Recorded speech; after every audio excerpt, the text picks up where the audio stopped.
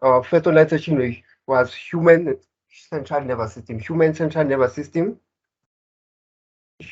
functions and the brain. Last week we were discussing human nervous system, however, focusing on what? On impulse conduction. So human nervous system was divided into two because it's long, it's detailed. We did functions in the brain as well as nervous system impulses, nervous system, and as well as the impulses, the neuron. So this is a continuation. Sensation and perception, you cannot understand sensation and perception without going through human nervous system. So human nervous system is a core. It's a start, but however, to understand sensation, you need to start where? Human nervous system. So let's do that. Let's check your notes first. Your study units. Study unit, the one that you have given by your lecturer. Study unit 2, sensation and perception. Learning objectives. So before you even start studying, before you even going through the introduction, you need to consider the learning objectives, the learning outcomes. So this is the core. Once you understand this learning outcome, meaning you can master sensation and perception. Learning objectives. This learning session will help you to explain the process of sensation and perception. Sensation and perception, as well as describe the 5 senses as well as their function. Understand the principles of perceptual grouping. Explain the different type of waves and wavelength. This is what we're going to discuss today. And remember, while I'm explaining this, consider some information under human nervous system. You'll see they will relate. Now and again, we'll go back and forth. They do relate. Sensation and perception. So guys, before we continue, sensation and perception, before I explain, like we did last week, I really appreciate your input. Like we did last week, sensation and perception. Let's start with you. What's your understanding of the concepts, the two concepts, sensation and perception? Okay, I think this is my understanding. Like, for example, I would say sensation would be at a gas station and you smell the gas, but then perception would be you actually processing that information and knowing or realizing that it is gas or petrol. That's a very good example. I will use it. I've never thought of that. That's a good example. Yes. Sensation, you're at a gas station, then you smell gas. How do you smell gas? Through your senses. You can feel that there's a different smell, either a hot smell or a nice smell. You're smelling gas, you're smelling something. Then in your mind will tell you, no, that this is a gas. It's the smell of a gas. That is perception, meaning you're interpreting what you're smelling. That's a good one. Thanks, Avela. Then I can see on the charts, someone explains sensation is physical, whereas perception is psychological. That is Sarah. Sensation is physical. Yes, you are correct. However, sensation could be physical as well as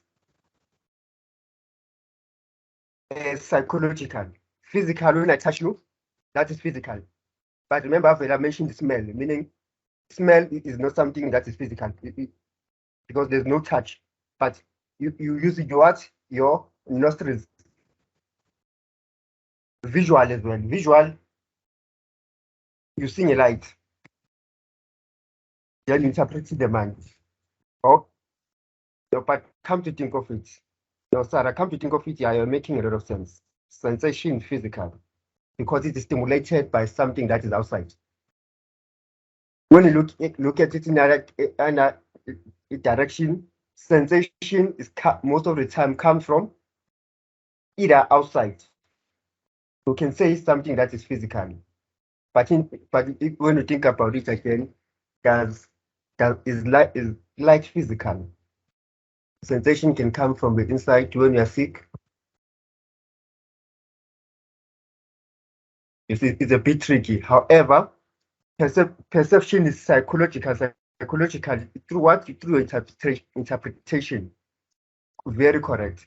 However, when you explain, let's say psychology, we're writing instead of multiple choice answers. Let's say we're doing open-ended questions. You need to elaborate on this, not just physically. By physically explain physical in terms of, then you give an example. Then it will be more clear. But thanks for that. The last one, another one, not last one, another one. Somebody says sensation is when your sensory organs, touch, smell, taste, etc., pick up certain things. When perception is the process, when that information is collected and interpreted according to the things you may associate the information with. Yes. Same applies to Avela.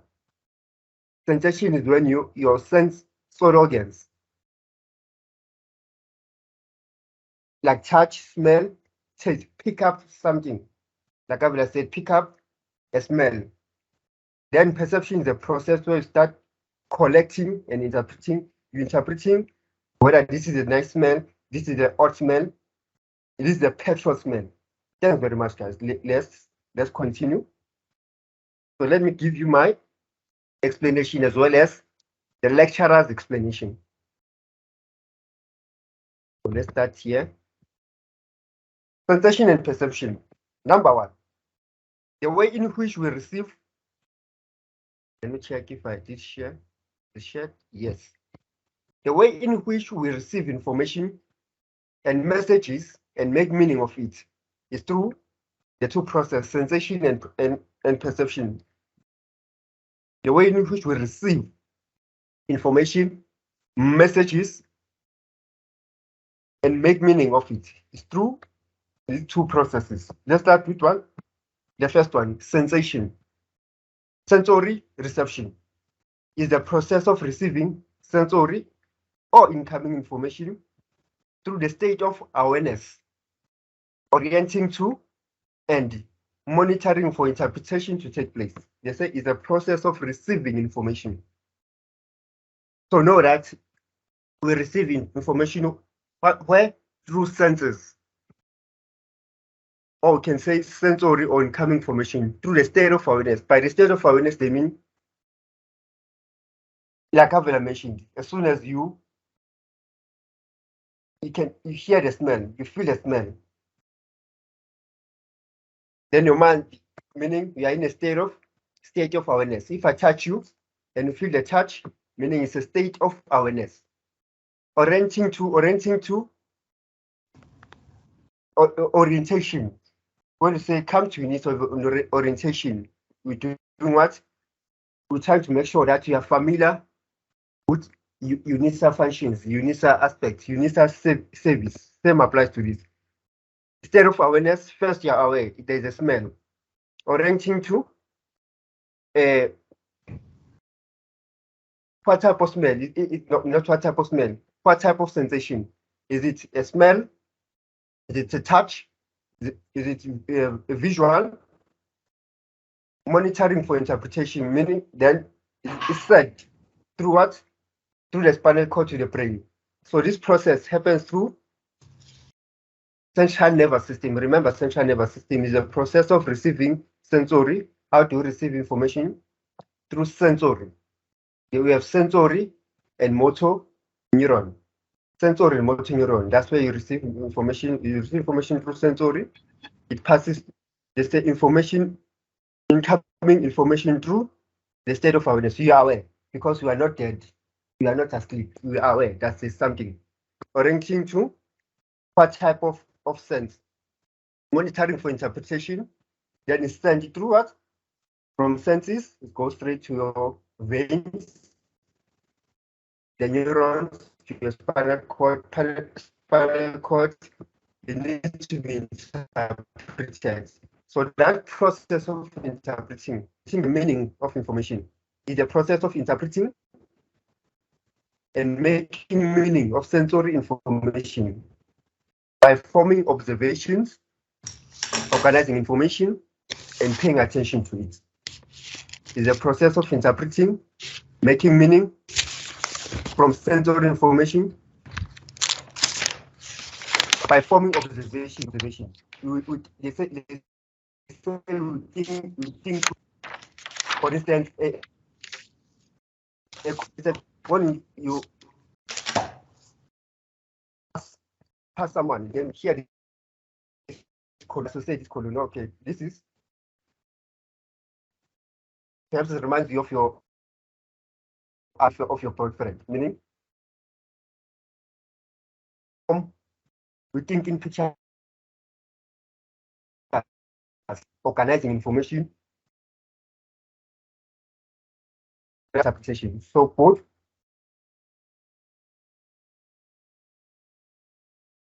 avail as well as also perception. From sensation through sensory. When you receive information through sensory. Then, as soon as we interpret the information, it's interpreted in our mind. No spinal cord. The spinal cord assists in sending the information to the brain. We interpret the information, then we act. Perhaps when you're in a petrol station, if you feel like the petrol is too much, what do?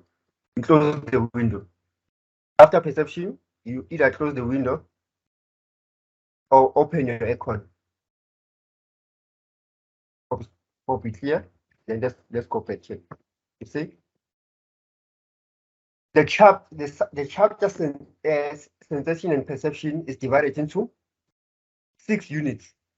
So that is sensory system, monitoring, orienting reaction, perceptual organization, recognition, attention, as well as intersubjectivity perception. Then let's go to your notes. Explain the process of sensation and perception, describe 5 senses and their functions, understand the principles of perceptual grouping, explain the different type of waves and wavelength. Okay, let's go down. Perhaps you're asking yourself, why do we have to study about sensation and perception?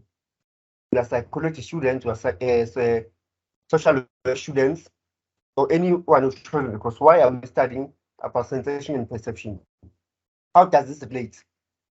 Because in your mind, as a psychologist, as a social worker, your daily job will be to talk to people, assist them, assisting people in dealing with their problems. Why sensation? So this will answer you. People are continually in constant interaction with the environment. We are continuously interact with the environment, either influencing or being influenced by it. So by environment, they're not only referring to human beings, because human beings are part of the environment, but they say people are continually in constant interaction with the environment, either influencing or being influenced by it. The mind is bombarded the mind is bombarded with information that takes many forms, from electromagnetic energy of the sun to vibration in the air, to molecules dissolved in the saliva on the tongue. Our sensory system allows us to explore, understand, respond to multitude of stimuli in our environment, giving each of us a unique experience of the world around us. This unit deals with the way we receive information from the environment and make meaning of it. You learn about the process of sensation and perception and how this helps you to survive. For instance, let me give you a simple example. We have learned that we produce carbon dioxide, and the trees gives us oxygen, meaning there's an interaction. We interact with the environment. You wake up, you decide to take a jog, you go outside, then you feel like the weather is too chilly. You decide to dress warm, meaning there's an interaction with the environment. You're not only interacting with people, but you interact with what? The environment. You feel sick, you decide to take medication. That is a form of interaction. Hence they use sound vibration in the air because they influence our mood and we influence the weather. Hence there's global warming because we also do influence the weather with interaction. Then define sensation and perception according to the lecturer. They say sensation and perception are two distinct stages by which we gather and interpret information about the world we live in. Sensation is an awareness resulting from the stimulation of sensory organs, eyes or ears. Sensation is a function of a low level biochemical as well as neurological mechanism that allows the receptor cells of sensory organ to detect an environment stimuli. For instance, remember Leona said sensation is physical, whereas perception is psychological, meaning Leona, he or she, I'm not sure. He checked it from here. Sensation is a function of low-level biochemical, physical, neurological mechanism that allows receptor cells, physical, of the sensory organ to detect an environment stimulus, while our sensory receptors are constant collecting information from the environment. It is ultimately how we interpret that information that affects how we interact with the world. The good one. Then perception refer to the way sensory information is organized in our mind, interpreted, consciously experienced. Perception involves bottom-up process as well as top-down process. On one hand, bottom-up process, then explaining bottom-up process refer to the fact that there's nothing on the presentation. You didn't share your slides. Nothing. Let me check. Yes. On my side, it says share. It says share. Let me check. Guys, you also can see my slide? We can. Maybe it's only on her side. Yeah. Okay. can see it. Yes. What do you see? Anyone, what do you see? Defining sensation and perception. Okay, thanks very much. Oh, Cynthia, I think is on your side.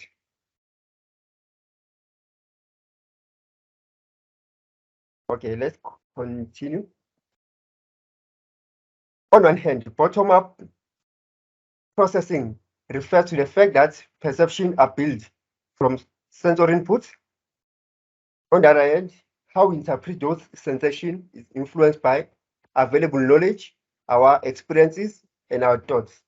This is called top-down process. So bottom-up and top-down process approach will elaborate in detail. Okay, let me start afresh to explain these two: the bottom-up and the top-down. Bottom-up refer to the fact that perception are built from sensory. Bottom-up perception are built from sensory. On the other hand, how we interpret those sensations is influenced by our knowledge, our experience, and our thoughts. This is called bottom-up. Okay, in your study guide, you can just do this. You highlight bottom-up. Put a color. Then the top-down, use a different color so that you can see the difference between the two. So you see the difference. They say bottom-up perception are built from sensory input. Sensory input, so it's the start, where sensation starts. I touch you, you can feel my touch. I talk to you, you can hear what I'm saying. It's through sensory input. Then, what about top-down process? Top-down process, they say, how we interpret those sensations is influenced by our knowledge, experience, and thoughts. So here is interpret. top-down interpretation. Bottom-up is perception are built from sensory inputs. So that's the difference between the two. Then you save on top. So that's how to use this online study guides. It will be much easier. Then they continue by saying the goal of sensation is detection, while goal of perception is to create useful information about the environment. So it's clear. The goal of sensation is to detect information, is to trace information. Whereas the goal of perception is to make meaning of it. Sensation and perception work seemingly together to allow us to experience the world through our senses, but also to combine what we are currently learning from the environment with what we already know. They keep on mentioning experience, what you know, awareness, meaning that you don't interpret, most of the time you don't interpret what you don't know. You will learn by living as a toddler. For instance, as a toddler, you learn, a baby, let's say a baby, you learn that as soon as mommy takes out the breast that the toddler needs to suck, the baby needs to suck, you learn. At first, mommy will put the mother will put the breast inside the baby's mouth, then the baby will suck. It's a form of learning. When I pinch you as a baby, you will cry. Then you learn that pinching or hard physical touch is painful. You learn pain. As you grow up, you can differentiate between what is pain, what is nice. If you touch a hot stove as a baby, you'll get burned. You learn that you don't need to touch a stove. Yes, they say here, sensation and perception work seemingly together to allow us to experience the world through our senses, but also combine what we currently learning from the environment with what we already know. So it's a combination of the two. What you're currently learning and with what you know. Yes, they say awareness, meaning you are aware of the issue and you are aware of what touches you. You are aware of you can differentiate the senses, the perception. There are several basic principles that influence the way our sense organ works. Our principle is our ability to detect external stimulus. Each sensory organ, eye, requires the minimum amount of stimulation to detect stimulus. The process is called what? Absolute threshold. And this is measured by the means of signal detection. Remember this point. Last week, sensation and perception, I said we discussed that when you receive a stimulus, the stimulus needs to be intense enough for it to make meaning. The stimulus needs to be intense enough for it to make meaning. I made an example that imagine someone's calling you, Sarah, at the mall. You can hear that someone is calling you, but you are not sure. So for you to be sure, it's either you change the direction you look, you try to listen carefully, then you can notice that really someone is calling you. It means that the stimulus is stronger enough to catch your attention.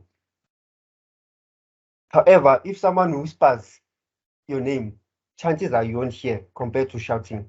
So it's determined by what the strength of the stimulus. I touch you gently,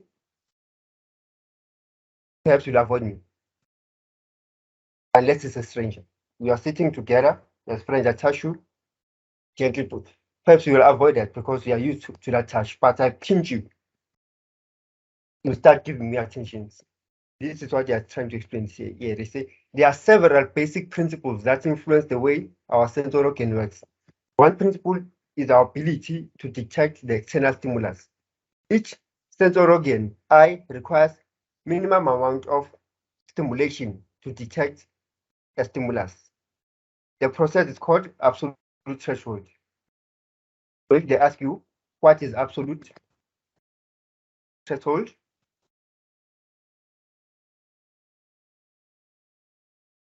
Absolute threshold is a process whereby sensory organ is a process whereby sensory organs requires a minimum amount of stimulation to detect a stimulus.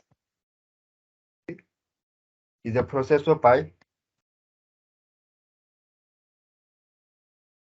absolute threshold is a process whereby sensory organs requires a minimum amount of stimulation to detect the stimulus. That is absolute threshold. Is measured by means of signal detection. What is signal detection?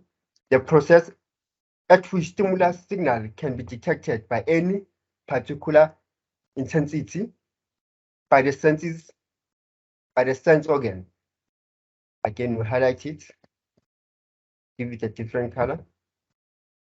Then signal detection. So signal detection is a process at which stimulus signal can be detected at any particular intensity by the sense organ. For you to understand this sensation and perception, you need to know what is sensory system, monitoring, orienting, reaction, perceptual organization, recognition, and attention. Senses. We have 5 senses. That is visual system, which allows us to see. Visual system, which allows us to see.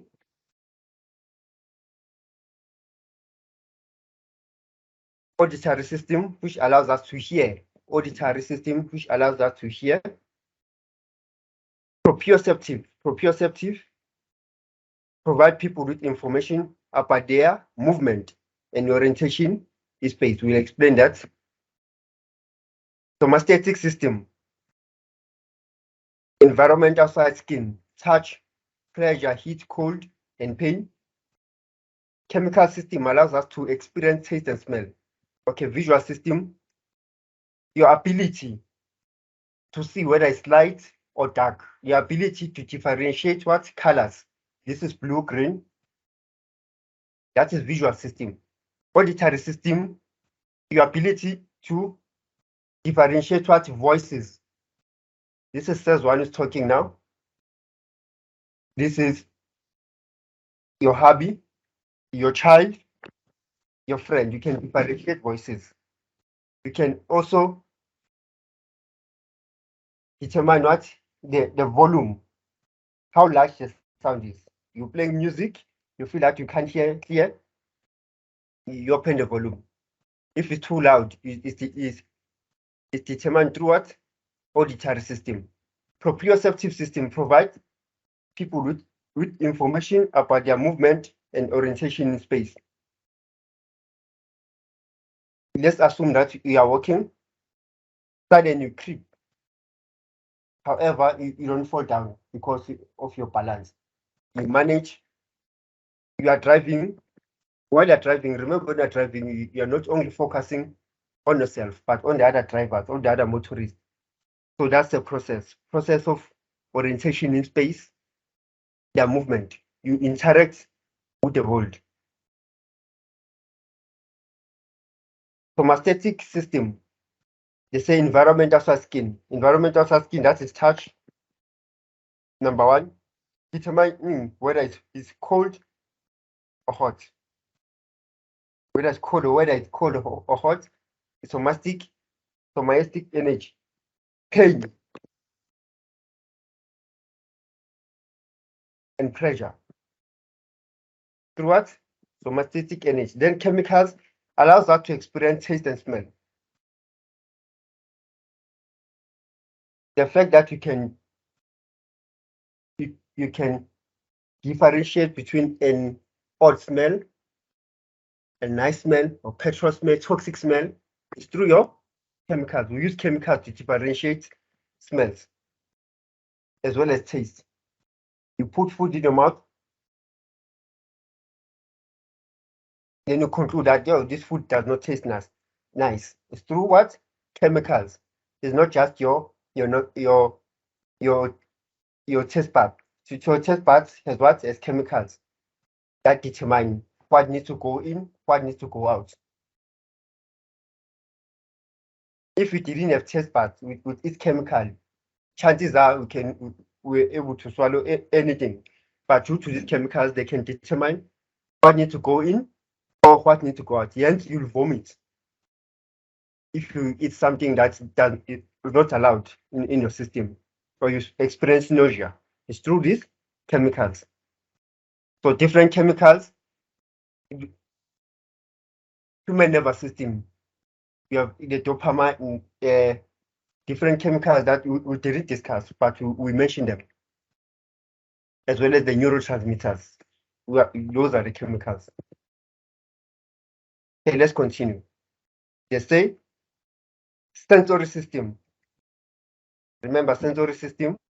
Now we're going deep. Sensory system. Receptors. Receptors are specific cells adapted to receive information from the environment, taste buds, and hair cell in the nose. As I explained, we keep on mentioning receptors. Maybe asking yourself, what are receptors? Receptors. Throughout our body, we have what? The receptors.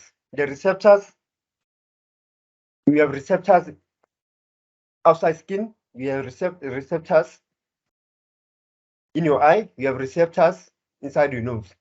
What are receptors? They start off. Receptors are specific cells adapted to receive information from the environment. For instance, through your skin has what? Hair. Your skin has hair. Those hair outside your skin, we refer them to the receptors. The other one that detect a touch, not just the skin, a touch. They are sensitive. When I touch you, your hair assists. And when it's cold, or when you're feeling something, you'll find that your hair, they become tense, they stretching up. Or when someone is around, you notice that the hair, they are more like they are tense, they're stretching up. Because they are receptors, they detect what's happening in your body, the hair-like structure. Same applies to your nose. Inside our nostrils, we have hair. If it happens that something that is tiny, especially cotton, goes through your nostrils, you sneeze automatically. If something that is not wanted, you sneeze. But if you're experiencing congestion in your nose, you don't feel well. Most of the time, they tell you, no, blow out your nose. Take a tissue and blow out your nose. Those are receptors. The hair inside, they are receptors. They are sensitive. Receptors differ in sensitivity. Absolute threshold, remember mentioning absolute threshold? Absolute threshold determines whether the stimulus is intense enough. Absolute threshold determines whether the stimulus is intense enough. For example, if the stimulus is below threshold, it won't generate a response. If the stimulus is below threshold, it won't generate any response. Then we have differentiation threshold. Determines the size of the increase in intensity that results in noticeable difference. Determine the size of the intensity that results in a noticeable difference. The example here would be you are in a room. You are in a room, the room is dark. Now you want to study. You do what? You light a candle. It's low shading, you light one candle for you to study. No, you decide, no. With this one candle, I can't hear, I can't see clear. Decide to switch on another candle then there's light. However, you decide, no, let me add another candle. You add 2, you have 4 candles. Then it's much brighter. They say differential threshold determines the size of the increase in intensity that results in noticeable difference. So as soon as you switch off 4 candles, it means that there is a noticeable difference. The light is much better. Then absolute threshold determines whether the stimulus is intense enough. For example, if the stimulus is below the threshold, it won't generate a response. Same applies. You see a light, however, you are not here. You are walking in the dark, you decide to use your phone to see. However, it's not here, but someone come with a car and put the car on bright. Then it's clear, you can see. So that is the difference. Then you have what? Transaction generator potential. Before we go through transaction generator potential, let's go through your slides. Your lecturer's notes. I want to see something.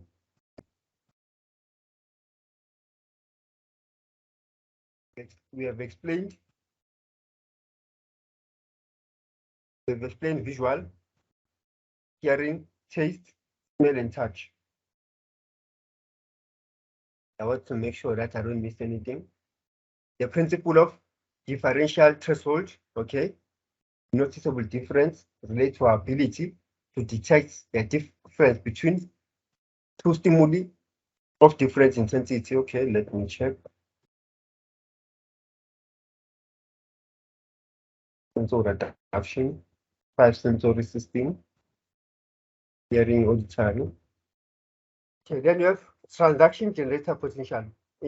Environmental stimulation comes in various forms of stimulus energy, such as light and sound. Environmental stimulation comes from various forms of energy. It's either through light or sound. In order to be processed by nervous system process all the information, central nervous system in particularly, stimulus energy has to be transformed to electrical energy, because that is what the firing of impulse in the nervous system is based on.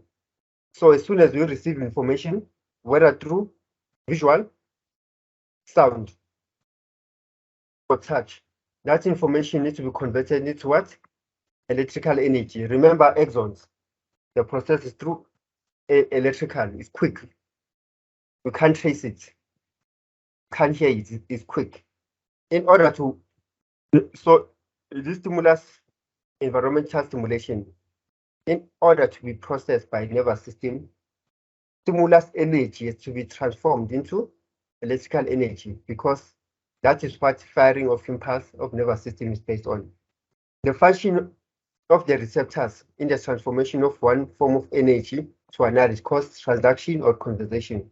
So the process of transforming that energy from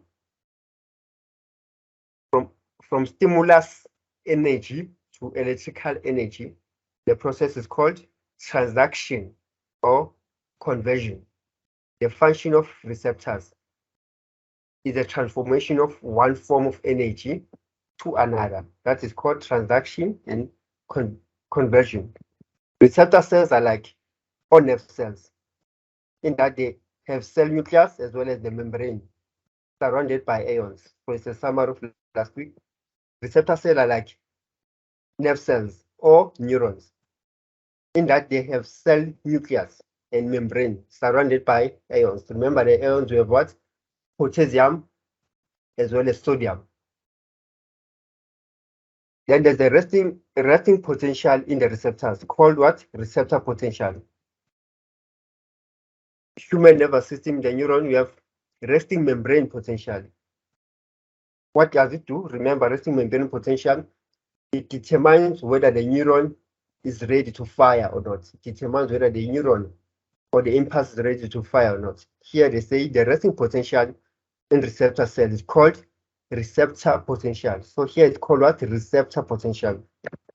Whereas the other neuron converts the resting potential into action potential when they are stimulated. So remember, action potential as well as the neuron is ready to fire, it is converted towards action potential, then it can fire. Receptor potential, like resting membrane potential, determine whether the neuron can fire or not. Whether it can fire or not depends on the stimulus, whether the stimulus is intense enough or not. If the stimulus is intense enough, the receptor potential means it's ready to fire. But how does it fire under sensory system? Whereas the other neuron converts as a resting potential into action potential when they are stimulated. The receptor cell converts the receptor potential into a generator potential when they receive the kind of stimulus that they're mostly sensitive to. But when our senses receive a stimulus that we are most sensitive to, like I have an example, you are at a garage, you can smell what? Petrol. You feel like this, not you feel like your senses tell you that the smell is too toxic, it's too much. Then generator potential takes place. They say receptor cells, whereas the other neurons convert resting potential into action potential when they are stimulated. However, receptor cells, the one that detect the first contact of information, receptor cells. Receptor cell converts receptor potential into a generator potential when they receive the kind of stimulus that they are most sensitive to. Petrol, they are most sensitive to petrol. Something goes inside your nostrils, maybe a cotton, you are more sensitive, then you sneeze. Something touches you uncomfortably, you react. It's due to sensitivity in the receptors. An action potential is an all or nothing event, like I said. It's an all or nothing event, meaning it's either something fires or it does not fire. But a generator potential is a graded potential. What do you mean by graded potential? Like the postsynaptic excitatory potential, because the energy comes from the stimulus. A grade here, an action potential is either something fires or not. When you under central nervous system, you receive information. You need to determine whether it can fire or not fire. How does it determine whether the stimulus is intense enough or not intense enough? If the stimulus is not, if you whisper someone's voice, whisper someone's name, and the person can hear you, meaning the information cannot be interpreted, the information cannot be processed. That is, an action potential is either fire or not fire. If you whisper my voice, I can't hear you. Information cannot fire. However, if you increase the sound, you shout, then information goes through. So it's either or not, depend on the intensity. However, under sensory, but we have got a generator potential, but a generator potential is a graded potential. A graded potential, there's no either or not. There's no either or not. Like postsynaptic, remember postsynaptic. Neurons, you receive information through neurons. Neurons are like chain, from one neuron to the next. From one neuron to the next, they are interrelated. One neuron receives information, takes the information to the next neuron, like I explained last week. But they say graded potential if the first neuron does not transport information from the second neuron, then it won't be an all or nothing event. The neuron won't transport information. The neuron won't be able to receive information. Not all or nothing, meaning one neuron depends on the other neuron to transport information. One neuron depends on the other neuron for information to be passed through. Action potential is an all or nothing event, meaning the information only goes straight from one place to the information does not go back. However, under generator potential, if the information is not strong enough, nothing happens. Yes, they say it's a graded potential, like in a postsynaptic excitatory, because the energy comes from a stimulus. If the first neuron, the presynaptic excitatory, the presynaptic neuron is not effective, I mean the postsynaptic neuron won't work. If the first neuron does not transport information to the second neuron, everything stops. The receptor cell transmits the generator potential across the synaptic cleft to a sensory neuron. You remember synaptic cleft? The contact of the neuron. The receptor cells transmit the generator potential across the synaptic cleft to a sensory neuron, which can then send information to the brain if sufficient stimulation is received. If you could notice, this is an interpretation of sensory information. It's just that they are trying to put more elaboration. Using what? Different words. They are trying to put more emphasis. It's a repetition. They say the sensory human nervous system, instead of saying receptor cell, we say sensory, because we know that sensory receives information. Senses receive information. But through senses, like I said, outside your skin, yes, sensory receive information, but which is the first contact of information are your receptors. Your hair is your receptors. Your taste buds are your what? Are your receptors. Yes, we do receive information through senses, but the first contact of information, meaning information starts from the receptors. Receptors go straight to what?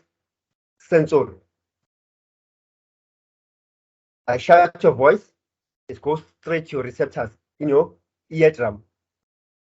As soon as your eardrum detects as soon as your receptor cells detect that the sound that's coming, then sensory information takes place by what?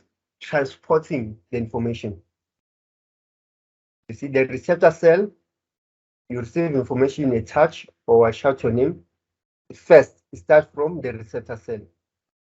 Transmits the generator potential across the synaptic cleft to sensory neuron. You see, it's clear. Receptor cell receive information through receptor cells, transmit the generator potential across the synaptic cleft to sensory neuron. Sensory neuron, what happens as soon as the information reaches sensory neuron, which can then send information to the brain. How does it send information to the brain? Through the spinal cord. Information moves from spinal cord to the brain. If sufficient stimulation is received, if sufficient stimulation is received, meaning again determined by the intensity of the stimulus. How strong is the stimulus for it to be transported to the brain? How strong it is. The receptor cell receives information, transmits the generator potential across the synaptic cleft to sensory neuron. Sensory neuron needs to transport the information to the central nervous system. Central nervous system is your brain and spinal cord, which can then be send the information to the brain. Though it needs to be intense enough to reach the brain. If sufficient stimulation is received, it needs to be intense enough. Then, if a receptor cell keeps on receiving stimulation, if the receptor cell keeps on receiving stimulation, the generator potential decrease to prevent what? Overstimulation. Remember, as soon as the task, they go through the neuron. We mentioned that, we explained that the membrane, the neuron reacts. You receive information, just assume that you are asleep. I wake you up. As soon as I wake you up, there are certain changes that happens in your neuron. What happens?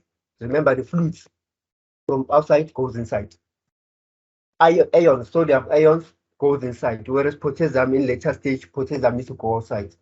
That's what they're explaining here, using different words, using different English. If the receptor cells keeps on receiving stimulation, if your body keeps on receiving stimulation, the generator potential decrease to prevent overstimulation. Your body does not need overstimulation, but the generator potential decreases to prevent overstimulation.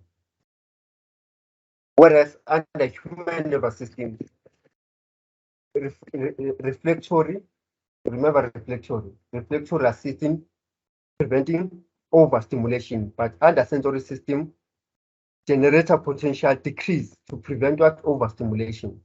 What the sensory? What prevents overstimulation under sensory? Generator potential. Under the neural nervous system, the first chapter, we will talk about reflectory. So don't confuse the two. This decrease is called adaptation. So this process of decreasing to prevent overstimulation is called adaptation. Adaptation occurs in receptor cells and is different from habituation, which is the decrease in the frequency of firing the neuron. Before we move, I know the information is too much. Before we move, any questions or inputs regarding what I've just discussed?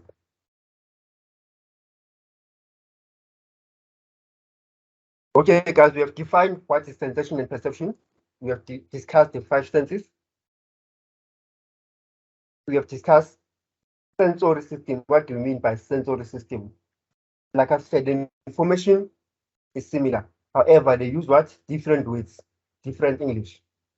For you to understand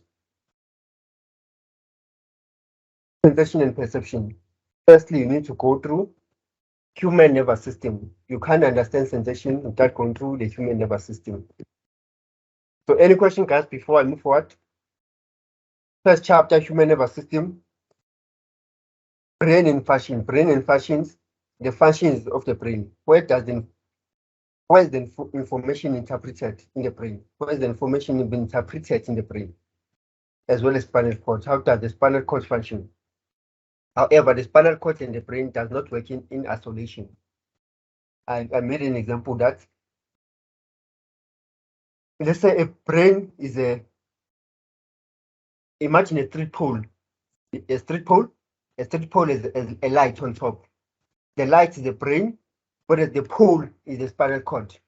But for electric currents to move up to switch on the lights, you need what? You need wires.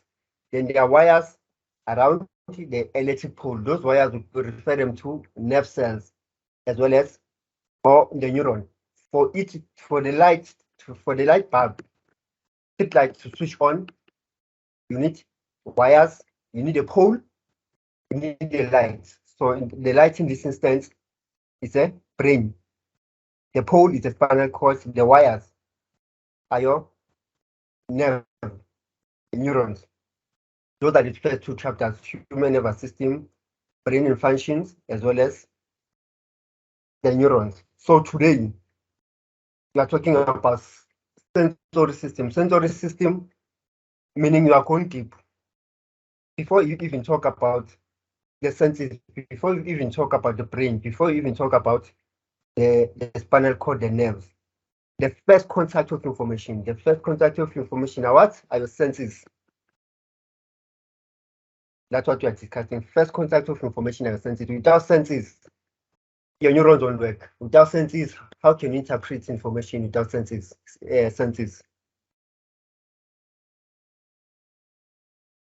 Yes, I made an example about a person who is using a wheelchair, meaning certain senses are not functioning. Yes, they can't do certain things because certain senses have been disabled. So this is the process: sensation, perception, neuron. From neuron, what does it take place? It takes place where in the brain and spinal cord they are breaking it down into different aspects for us to make sense. By senses, that's where it differentiates. How many senses? How does the senses function? So notice that the information is similar using different ways. Sensory system, we have mentioned the 5 senses, the different senses. Then monitoring and orientation in space. Monitoring and orienting in space. The next step in the process of perception is monitoring the available information. Interpretation of information. You receive a stimulation through senses. Go straight to perception to make sense of it. You see? The next step in the process of perception is monitoring available information. Monitoring refers to the brain's ability to process incoming information very rapidly and below the level of awareness, so that the person can respond quickly to potential important environment. We process information through the state of below the level of awareness. What do they mean by below the level of awareness? Like I explained, this process happens through electrical energy. Electrical energy is quick. I shout your name, I touch you. You cannot determine that, okay, I can feel the information in my nerves now, in my neuron, in my left hand, it's going through my spinal cord. I can feel it then to the brain. You can't detect that. It's quick. Refers to the brain's ability to process information very rapidly below the level of awareness, meaning you can't hear it, you can't trace it, so that the person can respond quick to important environment. You touch a hot plate, a stove, your reflexes will tell you this is hot. It happens within seconds. That's how quick it is. It happens in seconds. I pinch you, you react quickly. I slap you, you react quickly. Below the level of awareness is quick. Monitoring starts when the receptor receives stimulus energy. Monitoring starts when the receptors receive stimulus energy. Remember your receptors. The energy is changed into electrochemical impulses, and the brain responds by comparing the information with information stored in the memory. So the brain plays a huge role through the information stored in the memory. Like I've said, we learn by living. From a toddler, being a baby, being just a minor, young adult, adolescent stage, we learn through living. You can differentiate what is danger and what is not danger. You can differentiate what is right, what is not right, through experience as well. So it's a monitoring that when the receptors receive stimulus energy, the energy is changed into electrochemical impulses. The brain responds by comparing the incoming information with information stored in memories. Information stored in memory, mind. I don't want to use the street because I know it's dangerous. That is true. What it should. It's because of the experiences. Information stored in memory. I can't play with a needle. Chances are I will get hurt. It's due to the information stored in memory. Monitoring ensures that changes in the internal and external environment are brought to person's attention. So that's monitoring. Ensures that changes in the internal and external environment are brought into person's attention. Let's assume that you're experiencing stomach ulcers. For the first time you're experiencing stomach ulcers, you're not sure what's happening in your tummy. You consult a doctor, the doctor tells you that it's stomach ulcers because you eat 1, 2, 3. You don't need to eat this type of food. They are not good for you. Eat this food.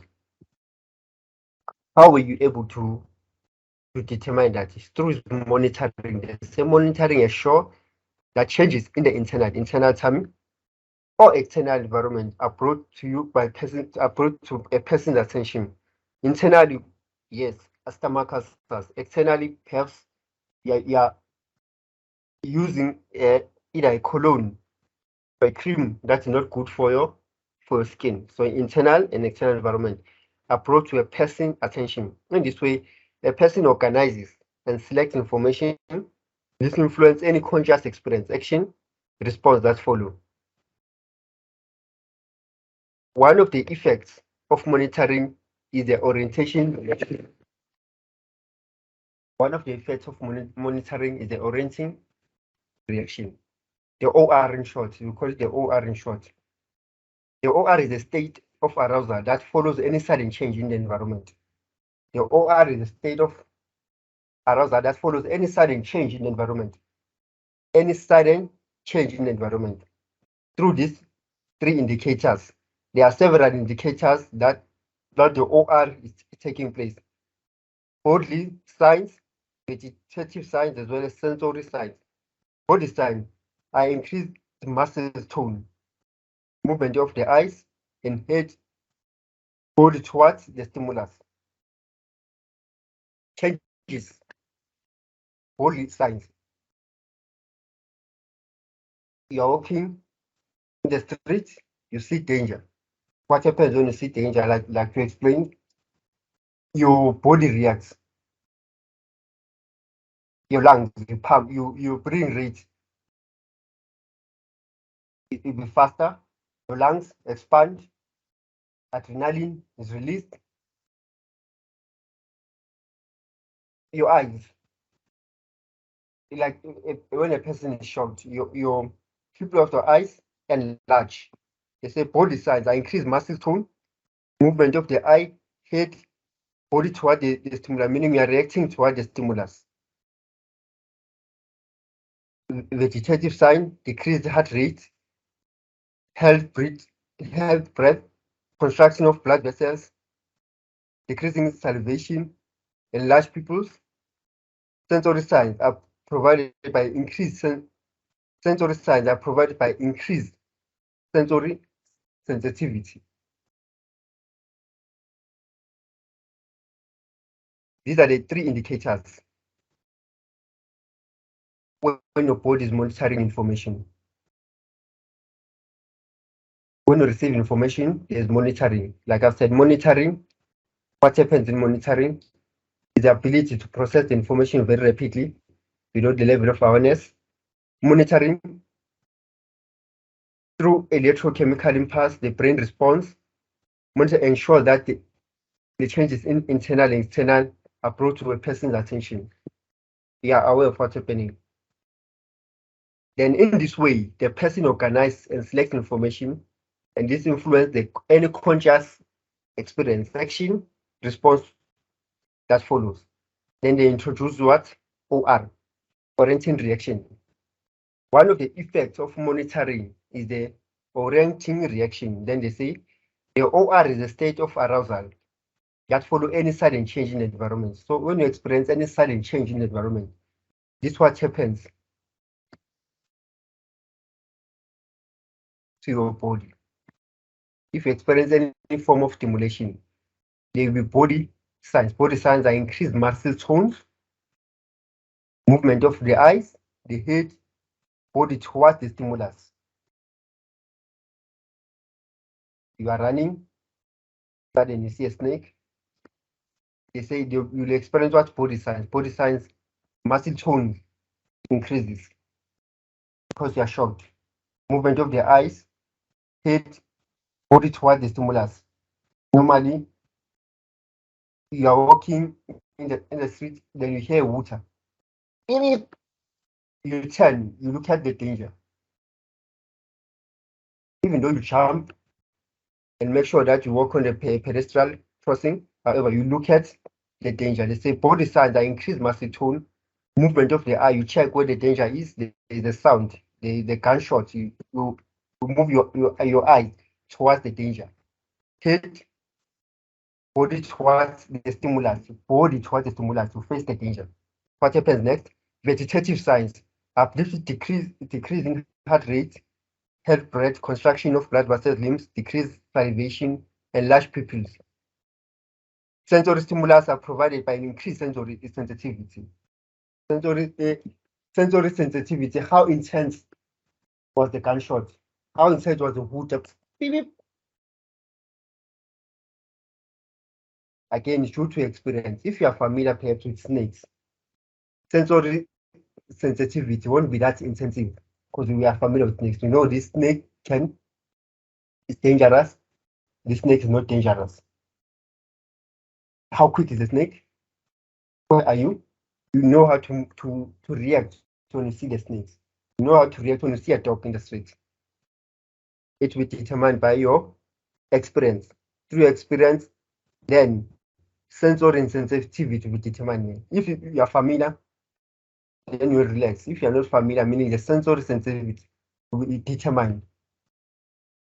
The purpose of these changes is to allow the person to obtain as much information as possible about the environment in a short space of time. Once the information is obtained, the responses become directed to a specific stimulus modality as well as other responses subdued. If the person's responses to stimulus increase, sensitization has occurred. However, if the person realizes that the stimulus is not important, you see, if the person realizes that the stimulus is not important, all responses will decrease. Same example, we are jogging in the morning, you see danger, but you realize that no, this is not important, does not affect me, you pass. You come across a car accident, you decide whether you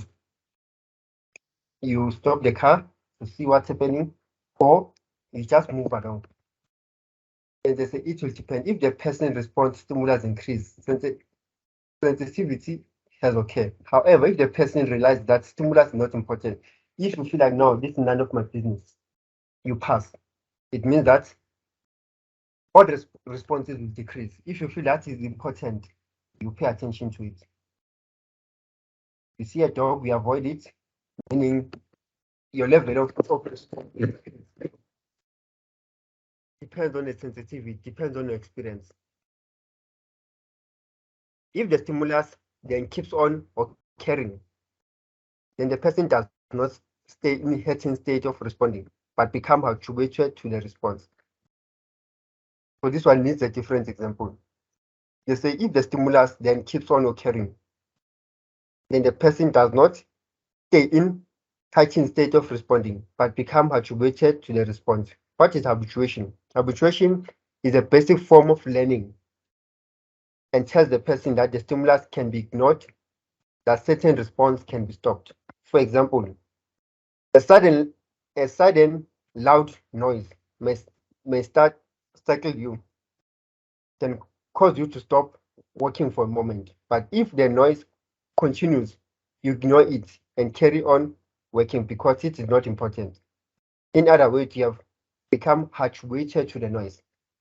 You are studying currently, you are attending a class currently, Mr. Zwane's class.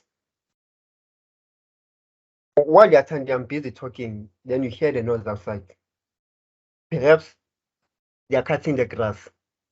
Perhaps someone is using the machine. At first, the noise will annoy you because you are trying to focus. At first, the noise will annoy you, but there's nothing that you can do because people are working outside. The grass needs to be cut. Then you start what? You start avoiding the noise. They say, for example, a sudden loud sound may startle you and cause you to stop working for a moment because you can hear this noise. But if the noise continues, you decide there's nothing that I can do. You have to start to ignore it. Carry on working because it is not important. In other words, you have become habituated. So as soon as you get used to the noise outside, you will be able to focus in the class. That is habituation. You have become habituated to the noise. You are used to it. Habituation, you are used to it now. Habituation, therefore, refers to the disappearance of R after a sudden stimulus by the event that initially triggered them. Then what is habituation? Habituation refers to the disappearance of OR. Remember OR. Let's go back to OR. The OR is the state of arousal that follow any sudden change in the environment. You are studying, then suddenly you hear this noise. They say OR is the state of arousal that follows any sudden change in the environment. You are studying, you hear certain noise. As soon as you hear certain noise, this is what happens to your mind, your body. Then here they say habituation refers to the disappearance of OR. What is OR? Is a sudden noise, like they said, is a sudden change. Habituation refers to the disappearance of a sudden change after repeated stimulus by the event. You are studying, suddenly there's a noise outside. That noise you refer to that noise as OR. The OR is a state of arousal that follows any sudden change. As soon as we hear that noise, we refer to that noise as a OR, because the noise from the environment. However, they say here, you become used to that noise, you become used to that stimulus. Yes, they say habituation therefore refers to the disappearance. So the disappearance, want to get used to that noise. We say it's habituation. Want to get used to that noise, habituation. Refer to the disappearance of OR after a repeated stimulus, but even that initially triggered it. The guy outside is cutting the grass. You are not bothered by the noise anymore. That is habituation. However, if the stimulus that initiated the OR reappeared, they say, however, if the stimulus reappears, if the stimulus that initiated the OR reappears, the guy is continuing cutting the grass. You focus on the class. The noise now. You are starting. However, they say the stimulus reappears. However, if the OR then reappears in a slightly different form for different situation. That the noise, a louder noise. Remember, avoid it. Suddenly, the noise, or someone's playing the music, you avoid it. Whenever the person turns the volume up. However, if the stimulus in a different environment, the OR is triggered again, meaning it catches your attention again. This is called what? It's habituation. You were habituated to your noise, you were used to the noise. Suddenly, the person turns the volume high. Then you get distracted again. That is dishabituation. Using the previous example, if the noise you became used to suddenly changes to a higher pitch, you will again become aware of it and become dishabituated. So that is habituation, in short, is getting used to the OR, getting used to the noise, be able to focus on the work. Is habituation if that noise, if that stimulus comes back in a different form. If the stimulus that initiated the OR then reappear in a slightly different form or in a different situation, the OR triggers again. This is called dishabituation. Using the previous example, if the noise you became used to suddenly changes to a higher pitch, you again become aware of it and become dishabituated because the noise is too much. You become dishabituated to it. Changes your mindset again.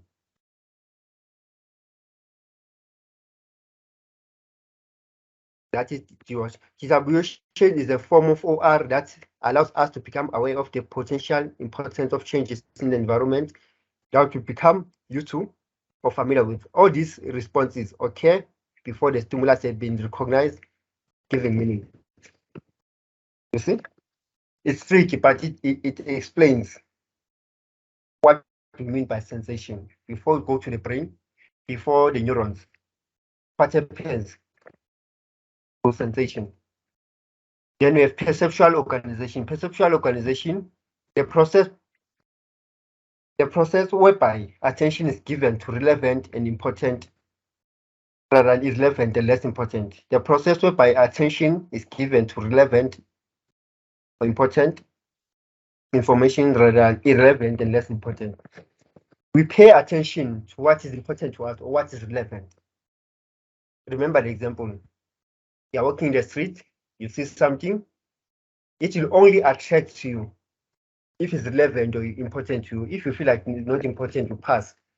Then there won't be any form of interpretation. Sensation, you see something, then you determine whether it's important or not important. If it's not important, you pass. There's no need for even interpreting it. So that is perceptual organization. Perceptual organization, we have the first one, but the laws of perceptual organization. The characteristics of stimulus is determined by the characteristics of the stimulus, the state of nervous system, the individual's person characteristic, and the past experience. So you interpreting the information is determined by your past experience, person's characteristics, the state of nervous system, the characteristics of the stimulus. Then we start by figure and ground. You see, we organize visual information in a meaningful figure, relevant information against a less meaningful figure, relevant grounds, without being aware of it.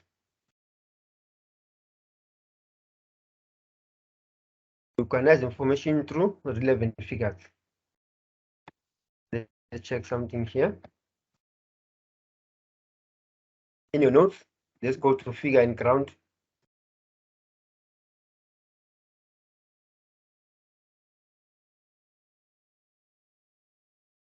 This will give us a clear, short explanation. Perceptual grounding. Perceptual grounding refers to the tendency to group stimuli in a pattern or shape in a way that allows for meaningful interpretation.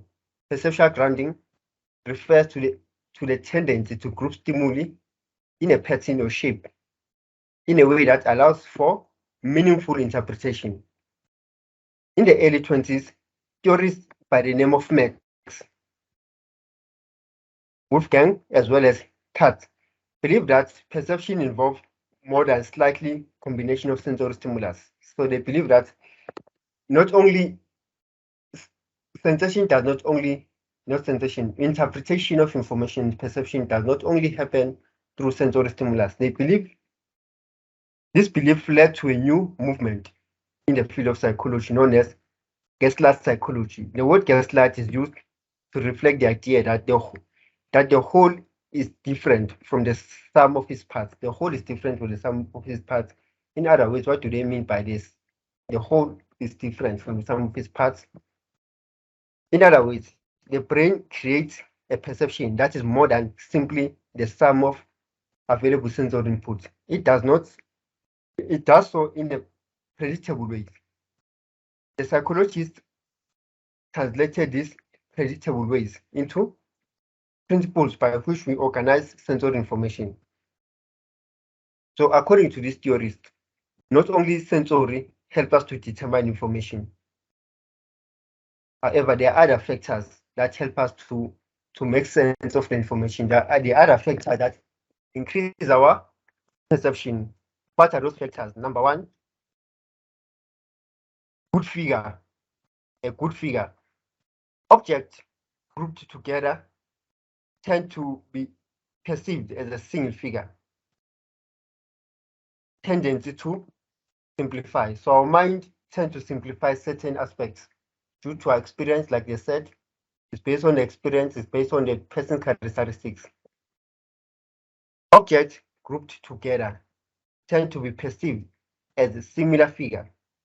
Object grouped together. For example, the object grouped together is, we can say, cutlery. Cutlery, you were given your spoons, cup, fork. We refer to cutlery. Why? Because it's a good figure. Object grouped together to be perceived as a single figure. Tendency to be simplified. So we simplify certain concepts by grouping them together. When you say cutlery, we know what we are talking about. Cutlery, meaning we group them together to make sense, to make meaning of it. You don't need multi-sensory to do that because we group them together. We say colors, we say fruits instead of apple, instead of saying banana, we say fruits because they are in the same category. So that is a good figure. Under what? Perceptual grouping. The principle of perceptual grouping. How do we group things in our mind? How to make sense of information by grouping? Gaslight principle, figure, a good figure Objects grouped together tend to be perceived as a single figure. Apple, banana, they form part of fruit when you group them together in order to make sense of the information. We don't just say apple, we don't just say banana. When we send you to a shop, go and buy fruits.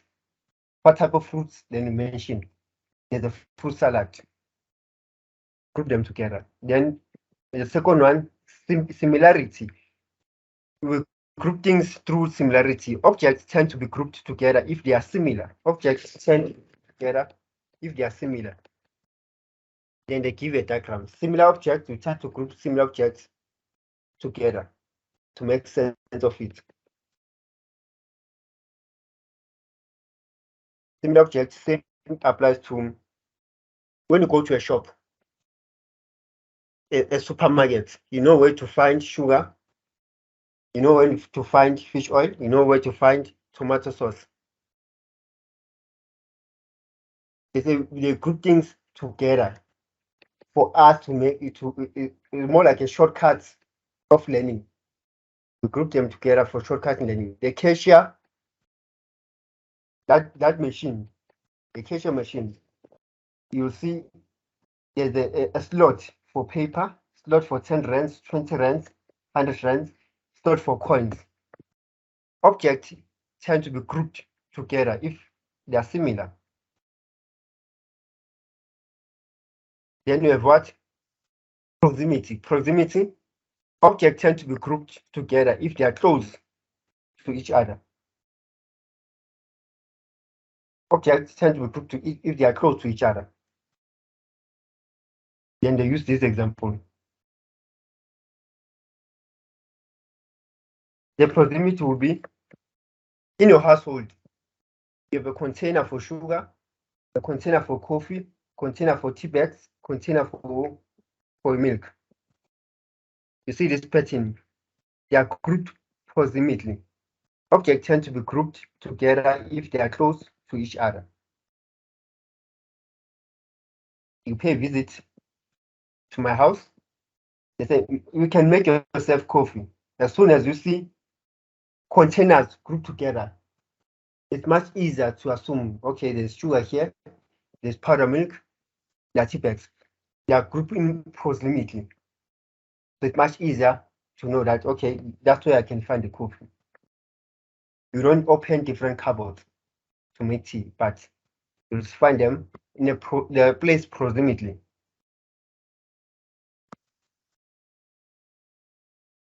Closure. Then you have closure. Closure, visual connection or continuity between sets of elements which do not actually touch each other in composition. Visual connection, continuity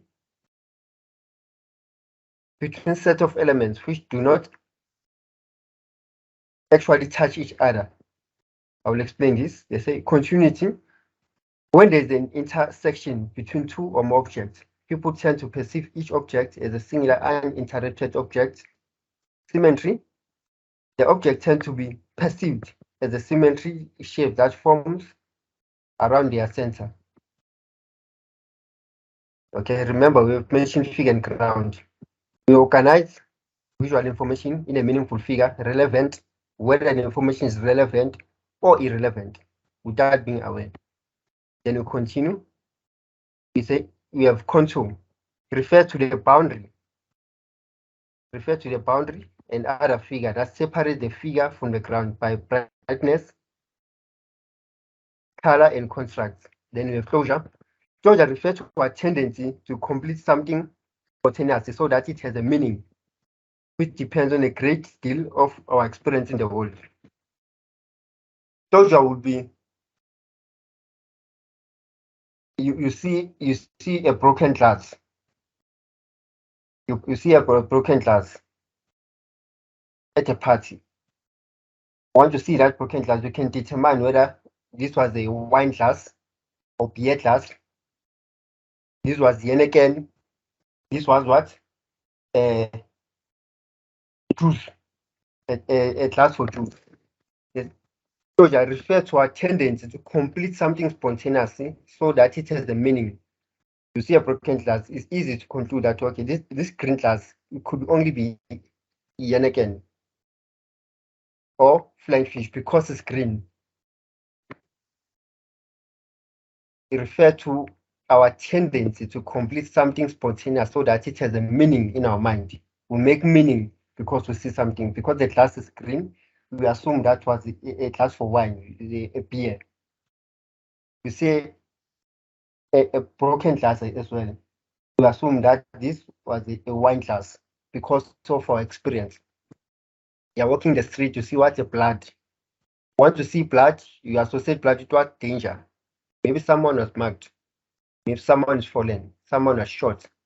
Because you see a blood, you didn't make conclusion. They say closure refer to our tendency to complete something spontaneously so that it has a meaning which depends on a great deal of our experience. We make it, we conclude because we know blood is associated with danger. That is closure. Then we go back to control. Control refers to a boundary, to the boundary and other feature that separate the figure from the ground by brightness, color.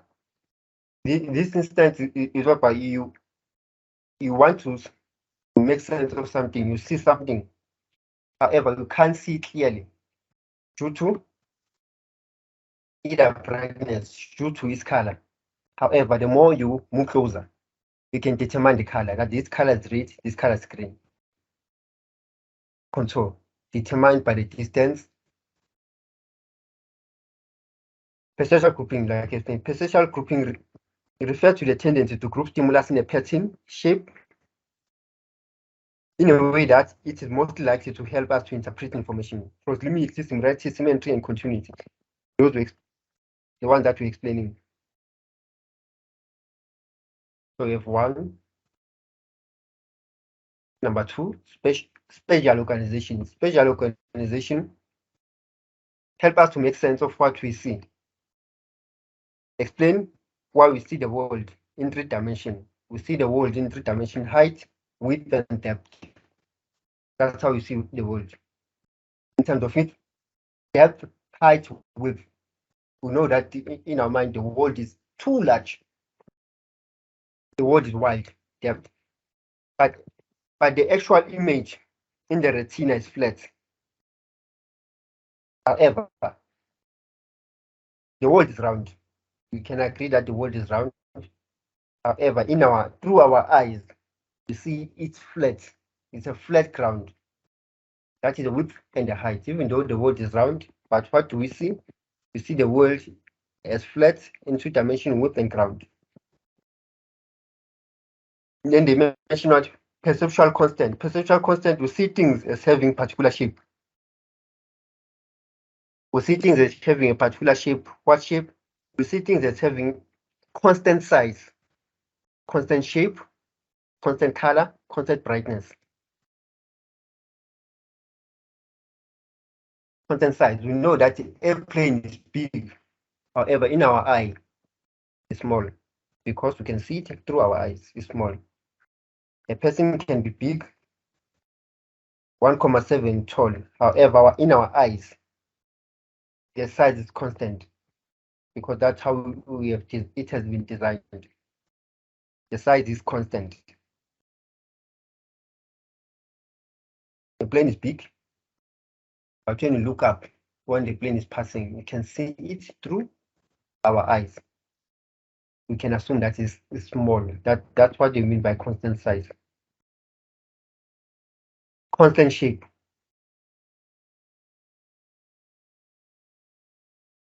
Even if something can be broken, by concluding that this was you pass a car accident, it's a polo driver, instantly you know that's a polo, regardless of the shape, regardless of how torn it is, regardless of how damaged it is. You see a constant shape. That was a polo. Constant color. A person who's wearing a white shirt in a club, the shirt won't be white as you know it because there are colors. The person is dancing, suddenly it's dark, suddenly there's a blue light. But because you know in your mind that's wearing a white shirt, perhaps you are directing me. Look for a person who's wearing a white shirt.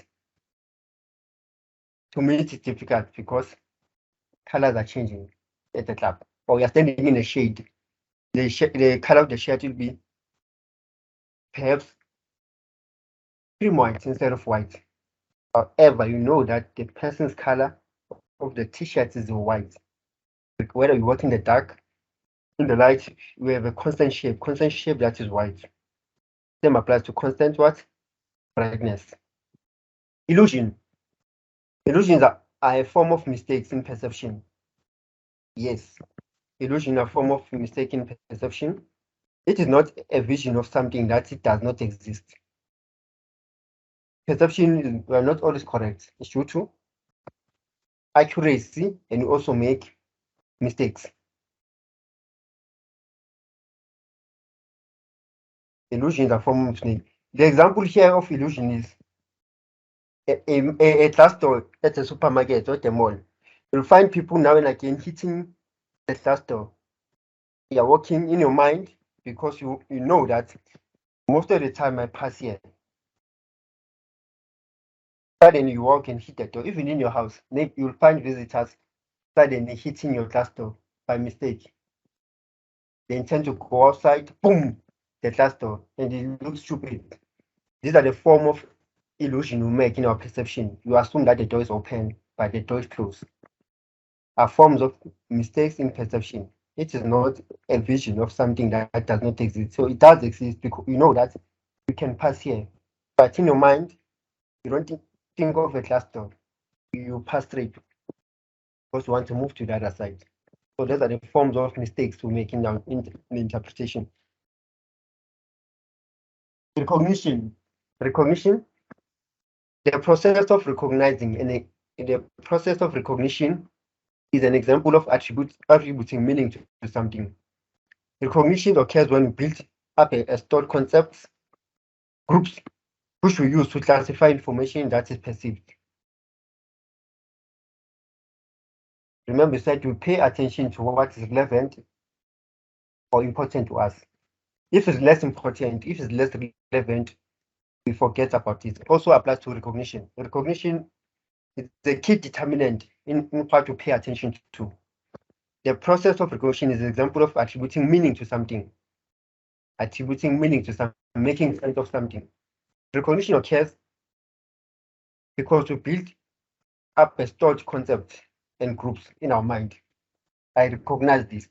You pass, you see a number plate, you recognize the number plate. You pass the car accident, you see this white car, you check the number plate. Recognition, no, I know this person, then you stop.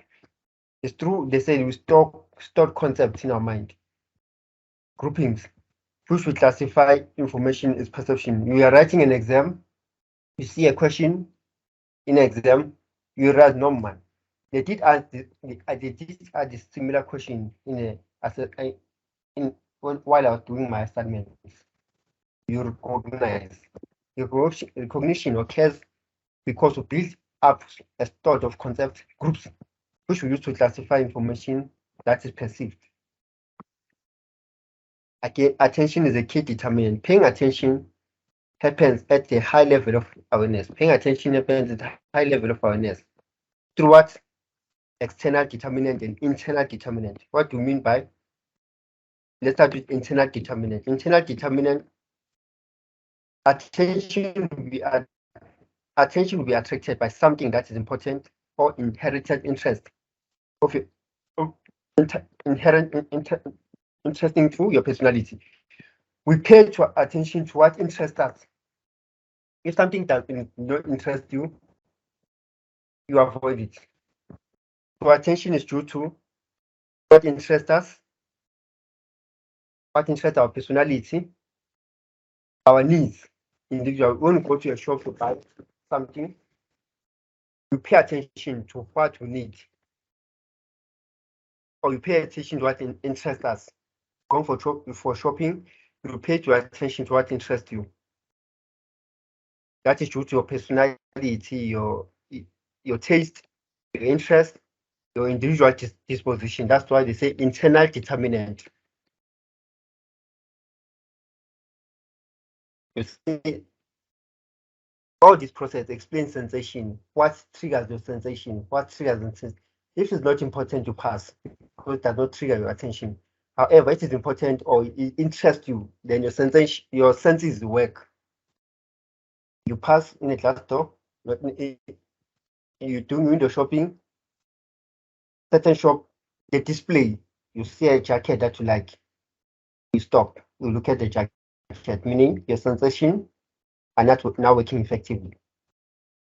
Then you decide to go inside the shop to inquire about the jacket. That perception takes place. That is attention. We pay attention to what interests us and what does not interest us. Internally. Most of these internally. Then there's the external determinant. Are determined by more intense stimulus, the size, the distance, complexity, and change of movement. Intense stimulus. You are driving, someone brights you. The color, and someone brights you. That's an intense stimulus. You pay attention definitely. You pay attention. What's happening? Or a hoot, someone hoots. Beep, beep. That's intense stimulus. You pay attention to what is more intense. The size. Again, you're driving. If there's a pothole in the street, you try to avoid a pothole because of the size. You can see that there's something different here. The distance. What determines the attention? Again, the distance. When something is far apart, you cannot see clear until you move close. That's a distance. When something is far apart, it's difficult to pay attention to it unless you move closer. Complexity, the bigger it is, the more it catches your attention, like adverts. Normally you see in the streets, they are boards, the adverts. They enlarge them to catch your attention. Again, that's the size, is the complexity. Change in movement and contrast. Normally you pass in the streets, you notice that there's something different. There's something different. Then you realize later, no, there was a tree here, however, they removed it. There was a shop here, however, it was removed. Change. Movement in space, the constructs, intersubjectivity of interpretation to describe the shared and agreed meaning of the way events in the world are interpreted. To describe the shared intersubjectivity, something that is subjective, something that has a meaning to you. To describe the shared, what is subjectivity? Something that you have shared, agreed meaning in the way the events in the world are interpreted. We share meaning. I hope is not good. That's our interpretation. Most of us, COVID, we have the same interpretation regarding COVID. Recession, petrol increase, to describe the shared and agreed meaning of the way the event in the world are interpreted. So it's similar. It's similar to all of us. So that's it for today regarding sensation and perception. Hope the class was productive. You understand the information. Okay, guys, I'm done with regarding to sensation and perception.